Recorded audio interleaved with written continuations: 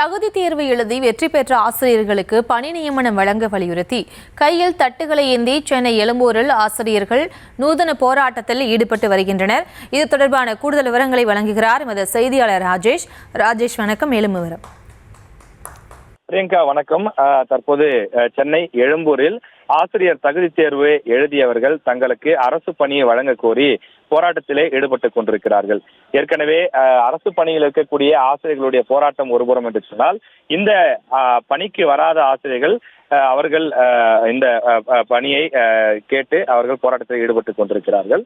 அதாவது கடந்த 2021 தேர்தல் வாக்குறுதியாக திமுக வாக்குறுதி 177 கொடுக்கப்பட்டிருந்தது. எனவே அந்த வாக்குறுதியின் அடிப்படையில தான் நாங்கள் இந்த பணி நியமனத்தை கேட்கிறோம் என்று சொல்கிறார்கள்.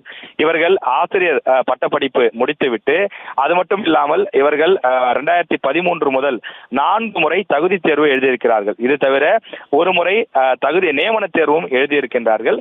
எனவே 4 முறை தகுதி தேர்வு, ஒரு முறை நியமன தேர்வு என்று பல தேர்வுகளை முடித்துவிட்டு அரசு பணிக்காக காத்திருக்கும் தங்களுக்கு தொடர்ந்து ஏமாற்றமே மிஞ்சுகிறது.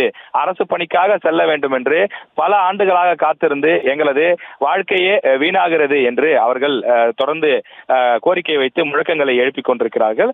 குறிப்பாக கையில் தட்டுகளை ஏந்தி, அதாவது அரசிடம் வேலை கேட்பதற்காக அவர்கள் ஒரு நூதன போராட்டமாக இதனை முன்னெடுத்திருக்கிறார்கள். முன் வரிசைகளிலே தட்டுகளை ஏந்தி நின்று அவர்கள் கையேந்தி நிற்பது போல அவர்கள் இந்த அரசு வேலைவாய்ப்புக்காக நிற்கக்கூடிய நிலை இருக்கின்றது. நாங்கள் நன்றாக படித்திருக்கிறோம், ஆனால் உரிய தகுதி இருந்தும் எங்களுக்கு தகுதிக்கேற்ற வேலை கிடைக்காத காரணத்தால் நாங்கள் பாதிக்கப்படுவதோடு மட்டுமில்லாமல் எங்களது குடும்பமும் பாதிக்கப்படுகிறது என்று அவர்கள் மிகுந்த உருக்கத்தோடு பேட்டிகளும் கொடுக்கின்றார்கள். குறிப்பாக தகுதியான ஆசிரியர்களை அரசு பள்ளிகளில் எடுக்காமல் பகுதி நேர ஆசிரியர்களை எடுப்பது எப்படி ஏற்றுக்கொள்ள முடியும்?